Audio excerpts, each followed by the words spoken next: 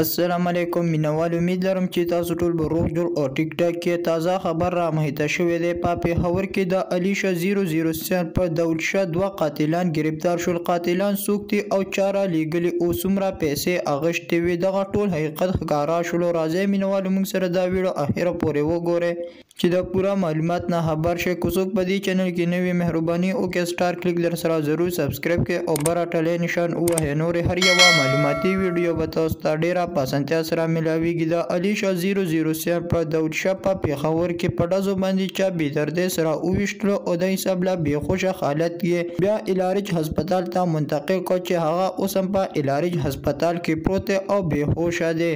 د حساب له سونیا شاه په لایو ویډیوګانو کې راتله او ډېر ځله په چغو باندې جوړل او په جان خبیب او په صدر اکبر خان باندې دعوا کړې وه چې زما د خاوند قاتلان دغه دوه دي. بیا پولیسو کاروایي وکړله او د جان خبیب دوه قاتلان یې گرفتار کړل چې دغه قاتلانو له امتیازلي پیسې ورکړې وي او د حساب له ورته ویلي چې تاسو په داود شاه باندې قاتلانه حمله وکړئ او قتل یې کړئ. کله چې په هغوی قاتلانه حمله وکړله نو د الله تعالی په فضل و کرم سره داود شاه بچ شولو. هغه اوس هم په زخمی حالت کې هسپتال کې پروت دی او له په هوش کې نه دی راغلی. دواړه ملزمان گرفتار دي. په 15 لکه روپۍ باندې په داود شاه باندې قاتلانه حمله وکړله او داود شاه بچ شولو. اوس پولیس کوشش کوي چې دوی له چا پیسې ورکړې وي هغه هم گرفتار کړي، خو هغه لا اوسه پورې نه دی گرفتار شوی.